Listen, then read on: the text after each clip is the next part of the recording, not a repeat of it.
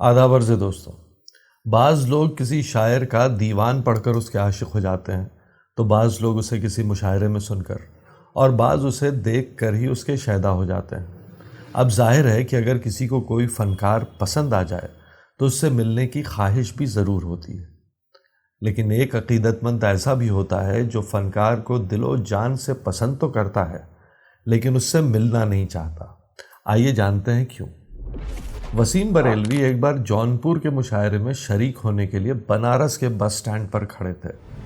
وہی پرانی بوسیدہ بسوں کی قطار، ٹکٹ کے کاؤنٹر پر سست رفتار کلرک اور اس کی نگاہ کرم کے منتظر ٹکٹ کی لائن میں کھڑے لوگ جو اپنی اپنی مسافت کے پہلے مرحلے میں ہی تھک چکے تھے۔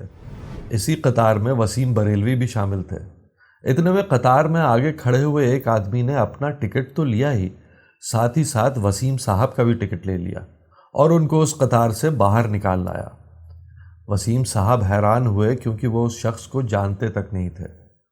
انہوں نے شکریہ ادا کیا اور فرمایا کہ تعارف تو کروائیے۔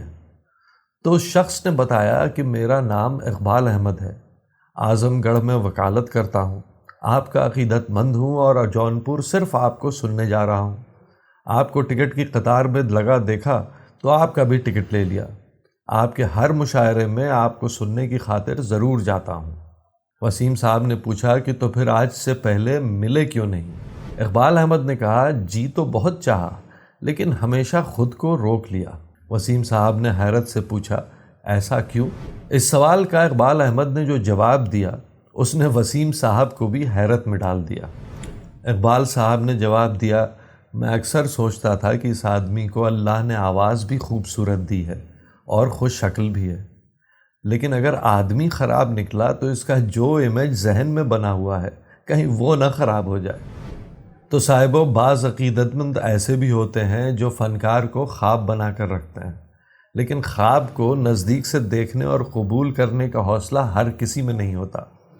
اقبال احمد خوش نصیب تھے کہ وسیم بریلوی صاحب خواب بھی تھے اور خوب بھی۔